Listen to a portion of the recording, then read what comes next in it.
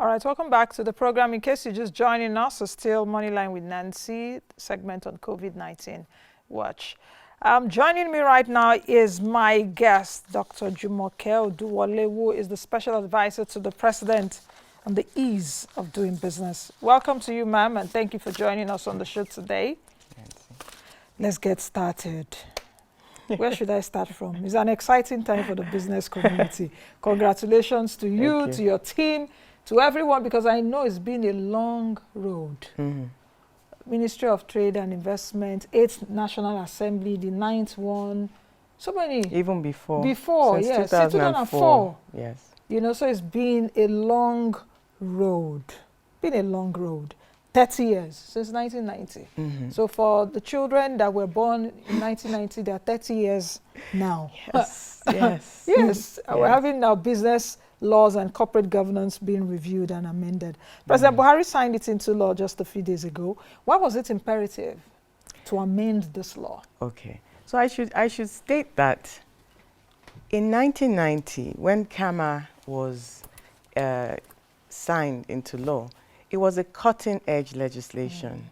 It was ahead of the UK law, Australia, several jurisdictions. So it was a revolution. Before that, we were on, I think, Companies Act 1968 or something. So 1990 put us ahead of the curve.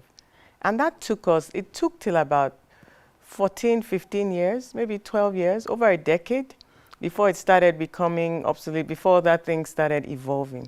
So it was around 2003, 2004 that the business community started really clamoring for newer innovations. So I think suffice to say that this is another very innovative legislation, and we definitely wouldn't leave it, say, another decade before we work on it. So that's the first thing I think we should say, so that everybody... For like another 30 years again. By God's grace. By God's grace. Even 10 years, you need to be reviewing it, because even COVID-19 pandemic has shown us that... It will be reviewed regularly. I think all the stakeholders have seen how collaboration works and how we finally got it through, because a lot of people had tried. Yeah, the regulations will be rolling out shortly. As you mentioned, the Honourable Minister was already talking to the Corporate Affairs Commission. So it's going to be, you know, on the mark going forward. Now let's talk about the specifics, you know.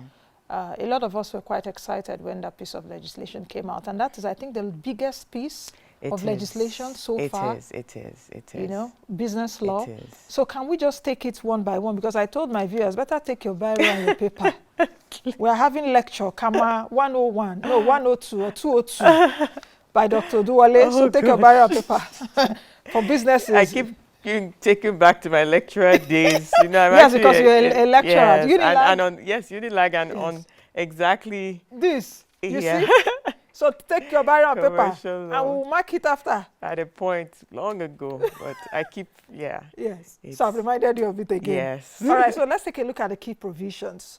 Can you just run through it, especially for our viewers and how? For the viewers, I'd like to say, like you said, Nancy, is the biggest piece of legislation in Nigeria. This Cama 2020 has 869 sections, and it has 15 schedules that are going to be released.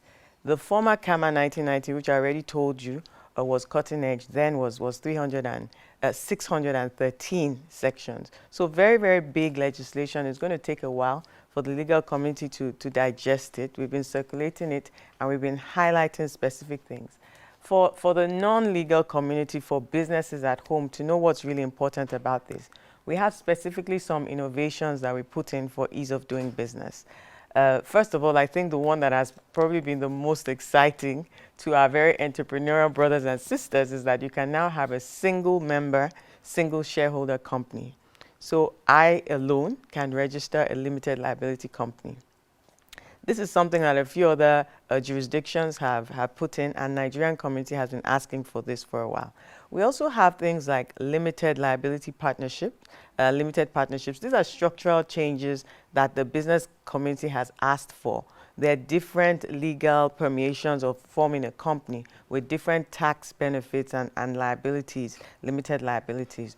We also have put in electronic filing, electronic meetings, virtual meetings, electronic share transfers, Those are very important. If I talk about one of the most sophisticated reforms that we have, along with the netting provisions, the electronic transfer of shares allows our debt derivative market to kick off. The capital markets have been asking for this for a while, and the SEC has already had legislation in place but needed the legal backing, the legal environment to build that legislation on. So we're looking forward to a very exciting debt derivatives market in Nigeria going forward. So the electronic meetings, of course, reduce cost and time for businesses. Public companies can have annual general meetings virtually, which again makes it important. So you just have a lot less proxy voting and things like that. You can log in from anywhere you are in the world and attend the meeting. So you can imagine how attendance. So it speaks to corporate governance. And it will reduce cost for the yes, companies too. and cost, exactly. Yeah, so we have those as well. We also have incorporation of trustees, mergers. So we have incorporated trustees, and before they couldn't merge, even if they had similar interests. So that's another structural change that is being well received. So incorporated trusteeships can merge into each other. Now, there are some other things we have to reduce cost. So before we had authorized share capital, it's being replaced with minimum share capital. So with authorized share capital, you had to sort of tie down an amount of money when you register your shares. But with the minimum share capital, you only register, you only pay for the shares that are being allotted at that time. So it saves costs for businesses and it's cheaper to do business. A reduction of filing fees for registration of charges, that's one that is a really cost saving, and the private sector is quite excited. The amount of money required for filing of charges is now 0.35%. So it's going to bring down the cost regime by 65%. We expect that, at least. Should I go on? Yes, go on. Okay. So statement of compliance is another innovation. We typically had the declaration of compliance, which needed to be signed by a legal practitioner or attested to before a notary public. But with the statement of compliance, the promoters of the company themselves can submit this declaration and just say themselves that we have met, and then they would be liable if they falsified any information. They will be liable, but it saves time, it saves costs. It's just simpler, especially for SMEs. So we have a number of things in there that we put in for SMEs. So declaration of statement of compliance is an alternative to declaration of compliance. They're both valid. So depending on how sort of confident in self-help, do-it-yourself, that an entrepreneur is, and we have a very tech-savvy younger generation. So these are things that they're happy to do themselves, and that's why we've layered a lot of electronic forms and things like that, so that right from their homes you can start a business, you can do a lot of all these things. Now, those particular demographic of smaller companies, they had quite a large regulatory burden that they didn't need to have. So right now we removed the need for them to have an auditor. We've removed the need to have a company secretary, especially if you're a one-person company. You can't be reporting to yourself. So those are things that would definitely reduce cost and make it. And then relics that we had in our law, things like the company seal that almost every jurisdiction has done away with. We've just cleaned that off the books. In practice, it really wasn't being used anymore, but it was a legal requirement. So we've tidied that up. And then we have some transparency initiatives for good governance. This is a topical issue all around the world. You saw our Institute of Directors launching a code of ethics. I had them on the show last week. So last week they launched the code of ethics. So this is topical. And the Nigerian climate, we don't have to, because I had some questions about this, we don't have to wait for the Enrons and the Lehman Brothers and things like that to start happening in Nigeria before we bring our provisions up to date. We're learning from other jurisdictions. So you have things like disclosure of significant control in companies. Now you have to say in what capacity you're holding shares. So before you could just hold the shares, now we want to know, are you the beneficial owner? Are you a nominee for an interested person? So assuming proceeds of corruption are put into an investment and somebody is sort of shadowing for somebody, it has to be declared. So we will see whether there is truly honor among thieves. If you allow somebody, if you're doing some fraudulent action and you allow somebody to register as the beneficial owner because you don't want to be Seen. Exactly. Then we'll see how you get those interests back. So we're going to see a lot of checks and balances and making sure that people think twice before they inject fraudulent or proceeds of corruption into our corporate space. We also have restrictions on a number of public companies that you can sit as a director on. That's limited to 5, because we see a number of sort of professional directors, and then you have a lot of insider trading and this and that. So 5 public companies, also just watching the conflict of interest and that. For business rescue, for the first time when it comes to insolvency and allowing businesses to die with dignity, we hadn't had very vibrant insolvency provisions in this climate. Now we have business rescue provisions that allow for some arrangements so that creditors don't just cannibalize the business, and also to give the business a bit of time and space so that it doesn't even have to die. So that's an important one so insolvency provisions is good for businesses to take that up, especially in these sort of hard times and people having cash issues.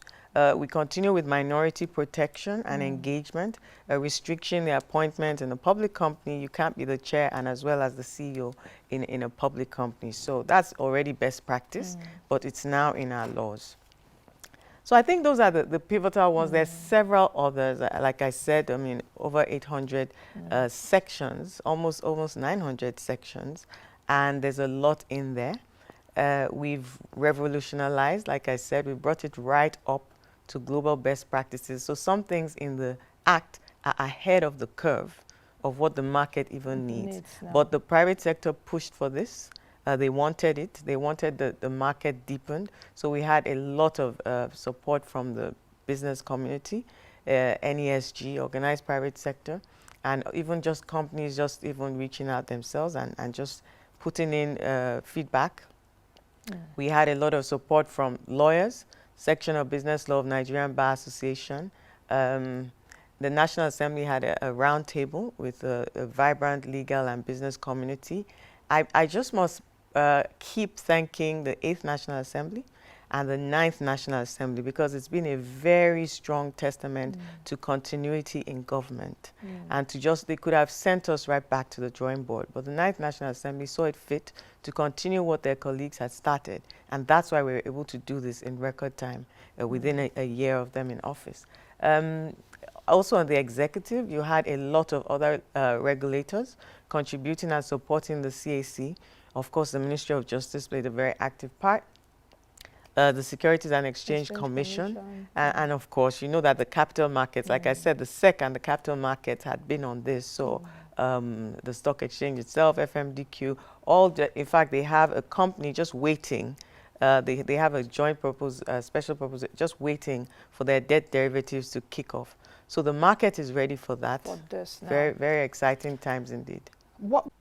Hello YouTubers, welcome to Moneyline with Nancy TV YouTube channel.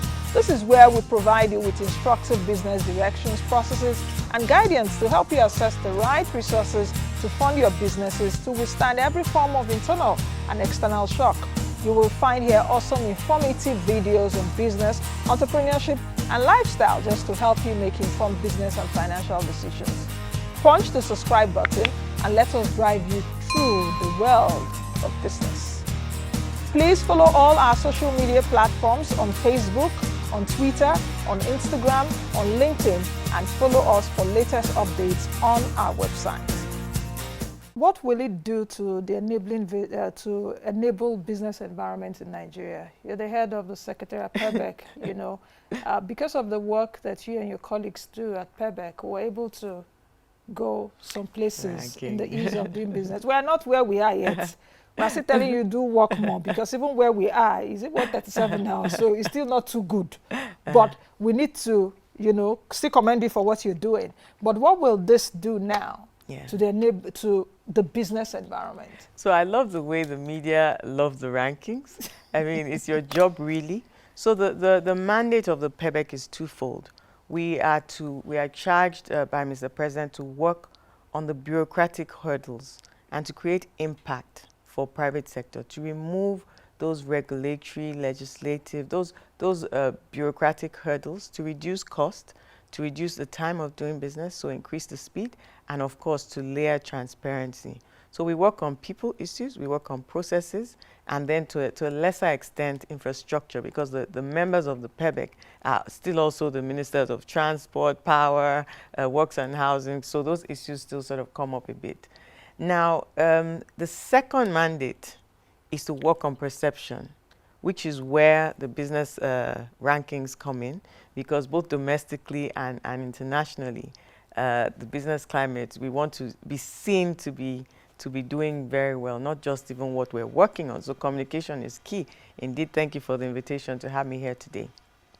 Now, in the last 4 years, 3 years actually, we moved up 39 places. Nigeria was coming after a really, just slippery slope downwards before we came in 2015. Not because people were necessarily not working, but because it wasn't coordinated. So in 2016, we coordinated the process with the PEBEC. And what that did was to break the silos and let people see what each other are doing. So for ranking purposes, working with all the levels of government, we work with federal, we work with state governments, and we've just started with local governments in Abuja.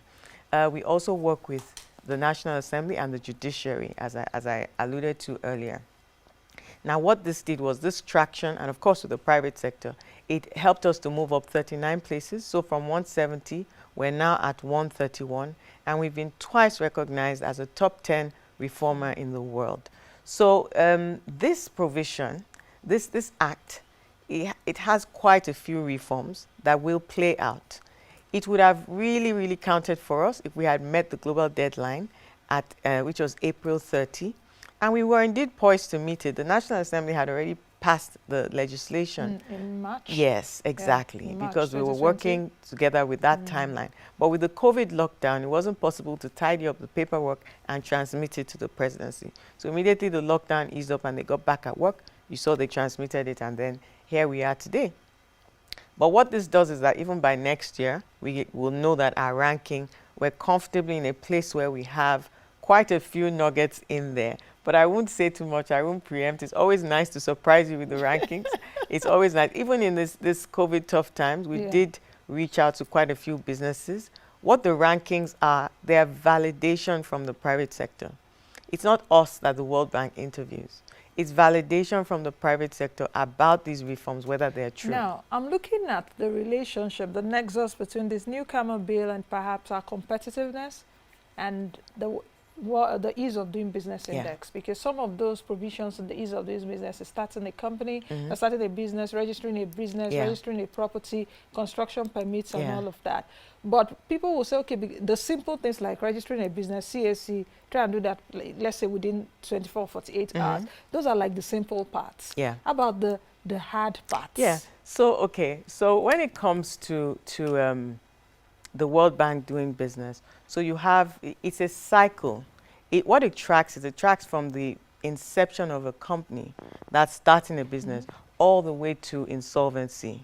So you have starting a business, dealing with construction permits, registering property, you have to have a building, you have to have credit, so getting credit, paying taxes, every business has to pay their taxes, so things like that.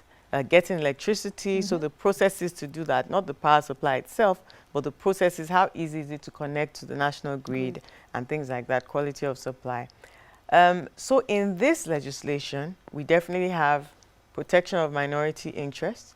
We have provisions on insolvency. We have some provisions on getting credit, on paying taxes, because what the World Bank is looking at is the time and the cost. So every time we layer, and not just with this legislation, every time we layer, for instance, automation, every time we work on the processes and we digitize a process, it becomes electronic, the time reduces drastically. The cost also reduces drastically. And then our rankings go up. Once private sector collaborate our position that what we say we've done, we've actually done. Okay. Yeah, so that's how it works. Okay. Yeah. What do Nigerians stand to gain now? For those watching us and saying, what is Dr. Oduwole saying? And Nancy is also supporting.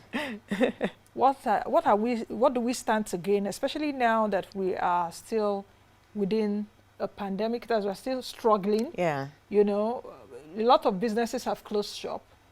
Some will move from physical spaces to virtual spaces. Some that will not even move will be forced to move because they've seen now that having a virtual office could even be more profitable. Yeah. What do businesses in Nigeria stand to gain? What do startups stand to gain for those watching us right now? Yeah, so this is extremely timely. As you noted at the beginning, it's been a long time coming, but I don't think it could have been a better time for this legislation to be passed. In the middle of this COVID-19 pandemic, you now have legally the use of electronic signatures, the use of so many things legally admissible. So you have that backing that whatever you're doing electronically, the meetings you're holding, the documents that you're signing electronically, they are admissible in a court of law. You print it out, you get it certified, it is as admissible as the paper copy. So that immediately puts people's minds at ease to settle down and have their virtual offices, to have that need to pay that rent, you're relieved. Things like needing to have a company secretary, needing to have an auditor, all those costs away. Declaration of compliance, all those costs away. Registering of charges drastically reduced. So these are very practical things that help the businesses to have a lesser regulatory burden. When it starts rolling out in practice, companies will see, particularly SMEs that will be looking for this succor, will see that they're able to start a business and run a business without a lot of the historical burdens of cost and time. Yes, so it's a more flexible regime.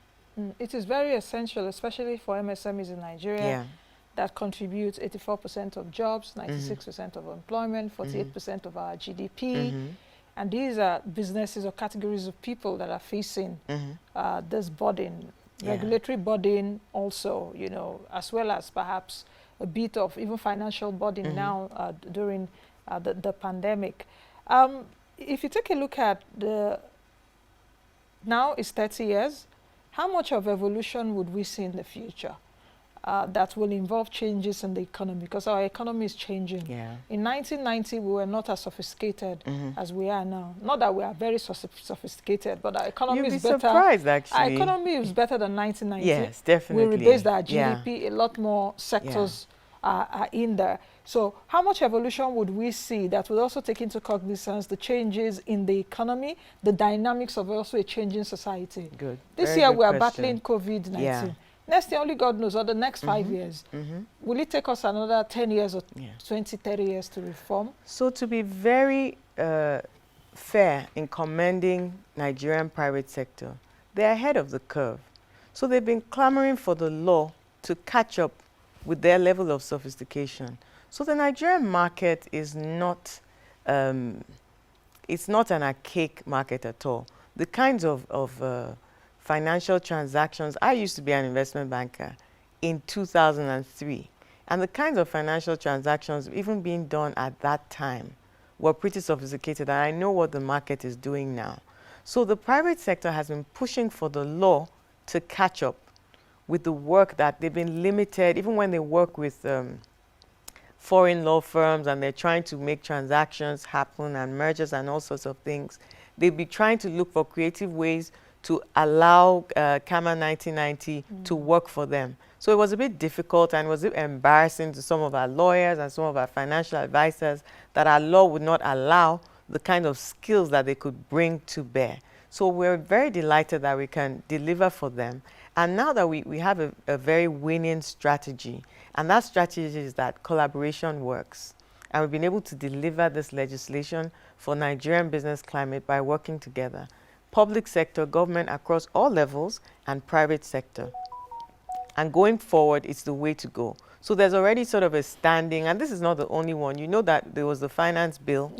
So it's going on. We're now getting it right, the way public-private work together on the business climate. As PEBEC, we've had tremendous amount of support from private sector, and it's now a trust. The trust deficit is being eroded, and we're now forging together. not to paint an overly rosy picture. I was coming to no, that. we're not there yet. But because we are not there yet. No, we're not there yet. What other things do you need to do to reform also the business environment? Oh, there's so much on both sides that need to be done. There's so much, the way businesses do business sometimes, and the way regulators regulate businesses, the way the relics in our laws, the discipline that we all bring to bear in doing what we do, working efficiently with time, working with discipline, working with integrity on all sides, layering transparency and removing corruption from both sides of the divide.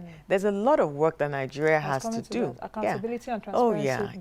Yeah, we have a lot to do. And that's why we have the Executive Order 1 for transparency and efficiency in the public sector. And we urge the private sector to use those provisions to give us feedback on our report.gov.ng. And let's just work together to deliver the business climate that we want to see. It's going to take work from everybody. It's not a government problem, it's a Nigeria problem. And every Nigerian is a vested stakeholder in fixing this thing. At least every educated person that is working in sort of, business climate, even if, no matter how small an SME, if you're registering into the formal sector, you're part of the stakeholders that must be vested in seeing the system work. When will this take off? It's already taken off. It's taken off? Yeah, PEBEC has been working since 2016. There's no way, even what you see as rankings, you can't have that. No, if I mean this new Cama. Oh, the new Cama is going to be gazetted. It's already going. It's been tidied up at National Assembly. You know, there's a process. So once it goes back, I was already in touch with the registrar of CAC. Yes. So it's going back to the National Assembly. Then they send it for gazetting. And then we have the formal commencement date and we go live. Yeah. But just to stress that in this COVID time, these are exactly the kinds of innovation that are necessary and needed. We are supporting businesses to be as agile as possible. Nobody knows the future, but what we do know for sure is that we all have to face it with courage and agility. So we have to be flexible. COVID took the whole world by storm. And I must say that Nigerians were well placed. Even in the difficulties that Nigerians are experiencing, Nigerians are resilient and courageous and bold. So finding new ways. We have a series, COVID-19 champions. We were spotlighting companies, SMEs, and how they responded to the pandemic. Hairdressers that immediately went online, doing online consultations, selling products virtually. Easy Shop, Easy Cook, that were delivering food stuff. They've already been doing that about 15 years and just ramping up on business. People that are now advertising and working virtually. So Nigerians didn't sit down and just look, oh my gosh, I have to close shop. Immediately, ideas were flying. Immediately, people were thinking of what next. Not to say that it's easy, but we are here to support. We're open to feedback, and we're ready to work on these things. And we're definitely working on the government side with regulators, ministries, departments, and agencies, with other state governments. A lot of work going on with state governments because a lot of states are domiciled. All businesses are domiciled in states. So we have a very vibrant relationship with state governments, and a lot of the governors, in fact, the whole NEC Governors Forum, are pretty engaged on ease of doing business. Okay, we have a question on Twitter. After all, I told our viewers, start sending your questions and writes, and they are. Adewale, Deborah is saying, Nancy, I'm writing, it's so interesting. How much will it cost me to register with CAC now? Interesting question. Yeah, so it depends on what you're registering. I think go on the CAC website. They will start updating immediately. The commencement date is there, but it will depend on what you're registering for. I said there's a number of, you know, that there's still, of course, just registering a business name and an enterprise. It may be a one-member company. It may be a regular company of, 3, 4, whatever. It may be a limited partnership, so there's structures available. It depends on what you want. What to note is to look at the tax implications, the liability implications, the structural advantages and disadvantages of each, and take what you need now, because you can always grow. You can always, so those are what entrepreneurs need to consider at this point. Okay, I have so many questions coming, but I'll forward them to Madam Oduwole and PEBEC. But finally, before you go, are there risks to this Cama? Because even when I looked at it, I tried to read, I said, in everything, there's always devil behind the details. I was trying to find, could there also be risk to this exciting and new Cama that everyone and everybody's excited about? Are there risks? Well, I don't know if you would call them risks. I think with change, there are always people and things that people don't want to change. People look at with suspicion, and people see the negative side of it. So let's face the change with courage. Let's accept that you know, there were public hearings on the Cama, several public hearings, and let's accept that it's not cast in stone. Even immediately, it's the commencement. Stakeholders can start asking for more. They can start writing to the National Assembly, they can start writing to the PEBEC, they can start writing, as the regulations come out from Corporate Affairs Commission, they can start writing the Honorable Minister. So that's why I said that we're all stakeholders in it. So anything that people do notice and want more of, it's now a partnership. And then, so within even 6 months, 1 year, we can start amend. Yeah. Thank you very much, Dr. Oduwole, for You're joining welcome. me. You're welcome. All right, I've been speaking with Dr. Jumoke Oduwole, the Special Advisor to the President on the ease of doing business. I hope you've been able to learn one of the things. What we can also do for you, go on our social media platforms right now. You will see those provisions there. We were actually taking it on air earlier on, but you need to read it through to understand. Go to our Twitter page, go on Facebook, go on YouTube. We itemized everything for you, at least about 15 friendly provisions for you to take a look at it again. Thank you for watching our video. Please hit the subscribe button below, turn on post notification to follow all our updates.